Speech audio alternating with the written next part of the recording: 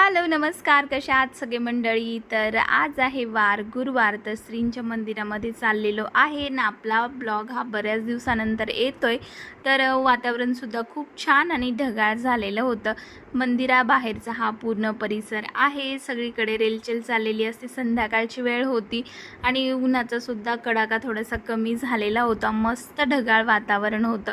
तर आम्ही सुद्धा प्रसाद घेण्यासाठी शोधत होतो कोणत्या दुकानावर घ्यावा। त्यानंतर पेढ्यांचा प्रसाद घेतला, पण विरूला हवं होतं चेरी मेरी, पण आम्ही पेढाच घेतला। त्यानंतर मस्त गजरेसुद्धा बघितले।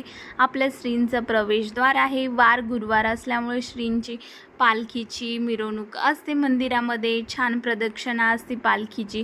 तर छान आम्ही दर्शन वगैरे घेतलं, थोडा वेळ तिथे थांबलो आणि त्यानंतर श्रींच्या समाधी दर्शनाकडे सुद्धा जायचं होतं, कारण आम्ही इथे ना खूप गर्दी होती, त्यामुळे आम्ही थोड्या वेळाने परत येणार होतो। इथे मस्तपैकी आम्ही दर्शन वगैरे घेतलं, तर श्रींचं मुखदर्शन घेतलं। आता श्रींचा पालखी प्रस्थान सोहळासुद्धा आहे पंढरपूरकडे, त्यामुळे आता शेगावमध्ये खूप गर्दी होती, त्यामुळे आम्ही मस्त श्रींचं मुखदर्शन घेतलं आरामात।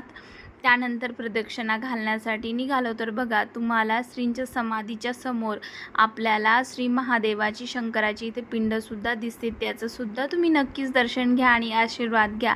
तर खूप प्रसन्न वातावरण असतं। त्यानंतर तीर्थ वगैरे घेतलं, विरू मस्त खेळत होता आणि इथे ना एकदम पॉझिटिव्ह वाईब्स मिळतात, त्यामुळे मला मंदिरात यायला खूप आवडतं। तर बघा, पालखीचं सुद्धा आम्ही बाहेर इथे दर्शन घेतोय। खूप छान आज दर्शन झालेलं होतं आणि मनाला ना खूप खूप मस्त वाटत होतं आज। तर नक्कीच तुम्हाला सुद्धा आजचा मिनी ब्लॉग आवडला असेल तर लाईक करा, शेअर करा, सबस्क्राईब करायला विसरू नका आणि नक्कीच